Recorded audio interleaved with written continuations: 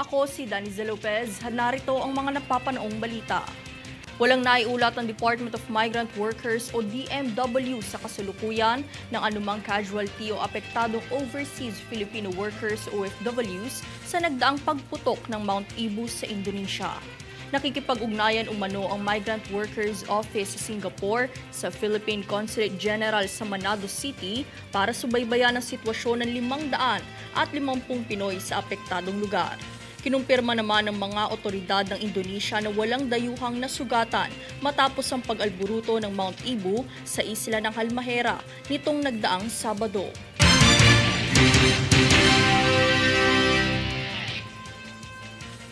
Abiso sa publiko, mag-ingat at huwag magpapaniwala kaagad sa mga donasyon umano mula sa mga hindi kilalang tao dahil nagbabala ang Philippine National Police Anti-Cybercrime Group o PNP-ACG sa charity scams. Alamin ang buong balita.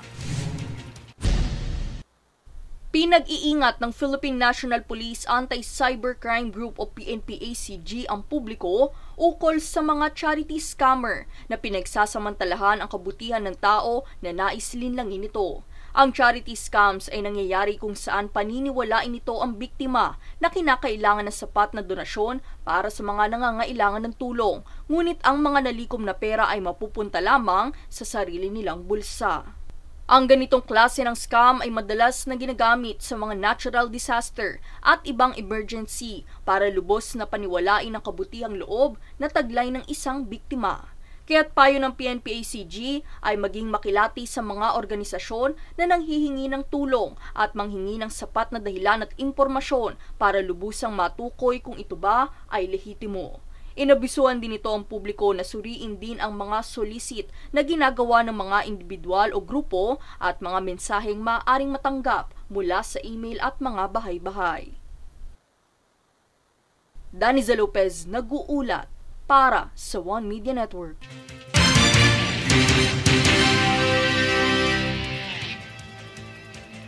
Pinaalalahanan naman ng Food and Drug Administration o FDA ang publiko na bumili lamang ng mga gamot sa mga otorisadong nagbebenta dahil mayroong ilang mga doktor na binibentahan ng kanilang pasyente ng hindi lisensyado ng ahensya.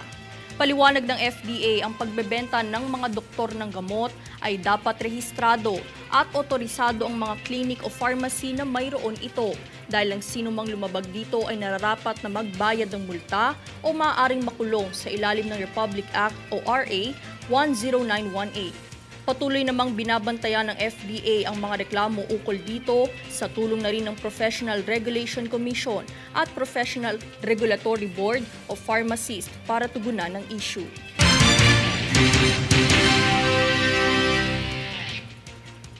Kami ang boses ng pagbabago.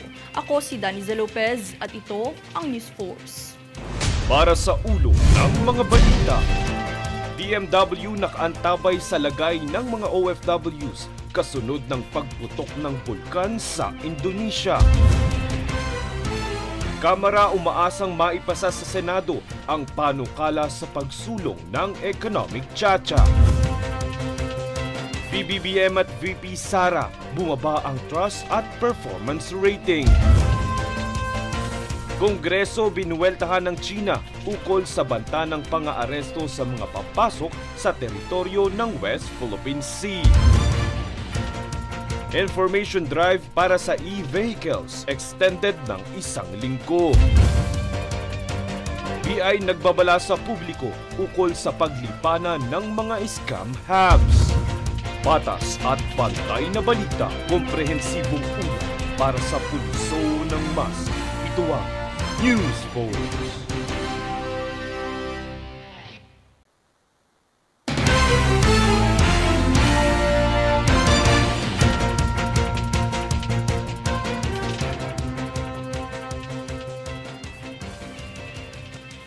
Ako si Daniza Lopez at narito ang mga napapanahong balita. Bumaba ang trust at performance rating ni Pangulong Ferdinand Bongbong Marcos Jr. at Vice Presidente Sara Duterte ayon sa nakaraang Okta survey. 6 na puntos ang ibinaba ng trust rating ng Pangulo nitong Marso mula noong Disyembre nakaraang taon at 9 na puntos naman ang ibinaba ng Vice Presidente. Sa performance rating naman, 6% ang ibinaba ni Pangulong Marcos, samantalang si VP Sara naman ay 11% ang nabawas. Ang nasabing survey ay isinagawa noong ika-24 ng Marso hanggang ika-26 na nilahukan ng 1,200 Pilipino.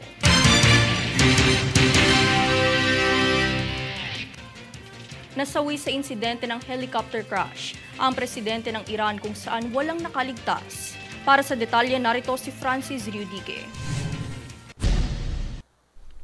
Matapos ang mahigit isang araw na paghahanap, natagpuan sa mabundok na bahagi ng East Azerbaijan ang labi ni Iranian President Ebrahim Raisi.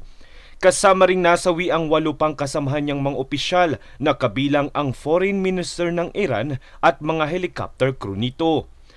Ayon sa mga ulat, makapal umano ang fog nang dumaan ang helicopter sa bahaging ito ng bundok. Kaya naman natagalan at nahirapan din bago ma-recover ang mga labi dahil sa masungit na panahon. Bukod sa Bell 212 helicopter, ay may 2 pa umanong itong convoy na maayos na nakapag-landing. Ngunit ang sinakyan ng Iranian President ay nag-hard landing na nauwi sa helicopter crash. Samantala, sa isang post sa X ay nagpaabot ng pakikiramay si Pangulong Ferdinand Marcos Jr. sa pamahalaan ng Iran at sa pamilya at kamag-anak ng mga nasawi sa trahedya. Francis Riudique, nag-uulat para sa One Media Network.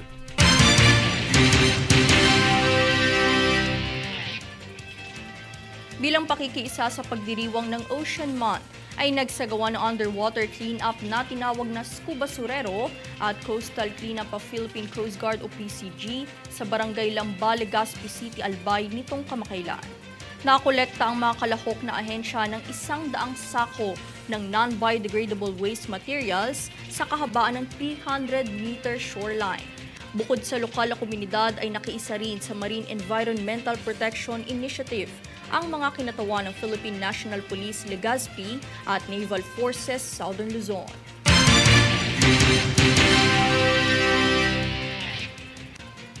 Kami ang boses ng pagbabago.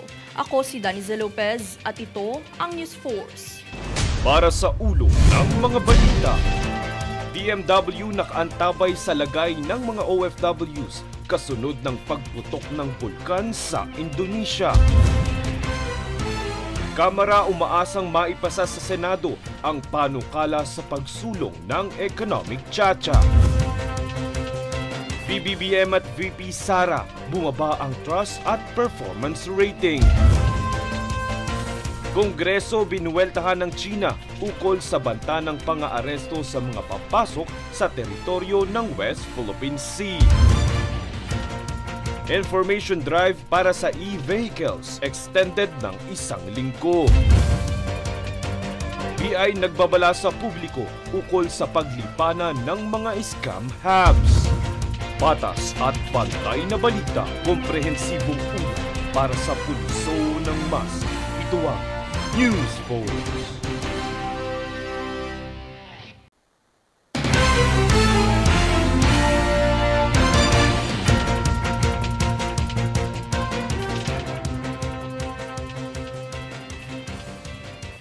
Ako si Daniza Lopez at narito ang mga napapanahong balita.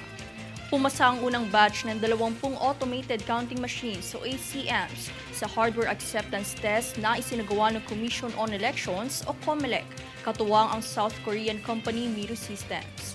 Ang mga voting machines na ito ay inaasahang magagamit sa 2025 elections kung saan pumasa sa naangkop na pamantayan ang mga voting machines ayon sa resulta.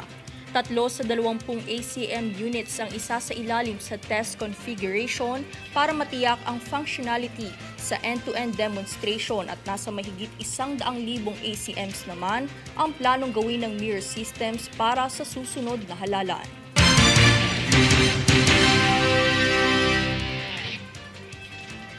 Iginiit ng pamahalaan na dapat ipagpaliban lamang ang banta ng China sa pag-aresto sa umano'y manghihimasok sa kanilang inaangking teritoryo sa West Philippine Sea. Yan ang balitang hatid ni Francis Riudique. Ayon sa National Security Council o NSC, Pinawalang bisa ng 2016 arbitral ruling ang pag-angkin ng China sa West Philippine Sea. Kaya naman ayon kay NSC Assistant Director Jonathan Malaya, walang karapatan ang China na mag-detain ng mga dayuhang papalaot sa nasabing karagatan. Kaya naman nanawagan siya sa ibang karatig na mga estado tulad ng Brunei, Vietnam, Malaysia at Indonesia. Aniya, ipagsawalang bahala ang umano'y iligal na polisiya ng China. Dagdag pa ni Malaya na sinang-ayunan din ng PCG, pawang pananakot lamang ang taktikang ito ng China. Matatandaang nailathala ang regulasyong ito ng China noong nakaraang linggo na maaaring i-detain ang sinuman umanong manghimasok sa umano'y teritoryo ng China sa West Philippine Sea. Magiging epektibo umano ito sa Hunyo na pwedeng makulong ang isang individual hanggang sa 60 araw. Matatandaang sinabi ni Pangulong Ferdinand Marcos Jr. na hindi katanggap-tanggap ang nasabing regulasyon ng China. Pagtitiyak ng pamahalaan, poprotektahan nito ang seguridad ng mga Pilipinong mangingisda at iba pang nagsasagawa ng aktibidad sa West Philippine Sea. Kaya naman payo ng pamahalaan, ipagpatuloy lamang ang pangingisda dito dahil pasok naman ito sa exclusive economic zone ng bansa.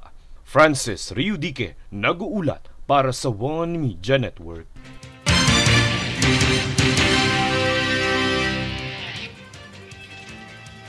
Dahil naman sa patuloy na paglaganap ng illegal recruitment sa bansa, kung saan kamakailan nagbabala ang Bureau of Immigration o BI ukol sa mga pinauwing 9 na Pilipinong biktima ng scam hubs. Ang scam hubs ay mga lugar sa Myanmar na ginagawang kuta para sa love scammers at tinatarget ang mga homosexual na nagnanais magtrabaho abroad. Nagbabala naman si BI Commissioner Norman Tansinko ukol sa trabahong ina-applyan abroad na suriin muna sa mga website ng gobyerno bago tumuloy dahil nakasalalay ang kanilang kaligtasan dito.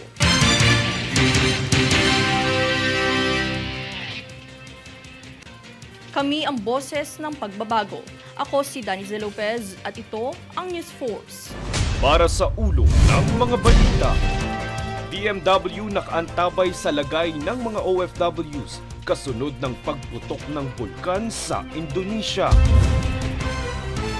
Kamara umaasang maipasa sa Senado ang panukala sa pagsulong ng economic tsa-tsa. PBBM at VP Sara, bumaba ang trust at performance rating. Kongreso binuweltahan ng China ukol sa banta ng pang-aaresto sa mga papasok sa teritoryo ng West Philippine Sea. Information drive para sa e-vehicles extended ng 1 linggo. BI nagbabala sa publiko ukol sa paglipanan ng mga scam hubs. Patas at pantay na balita, komprehensibong ulat para sa pulso ng mas. Ito ang News Force.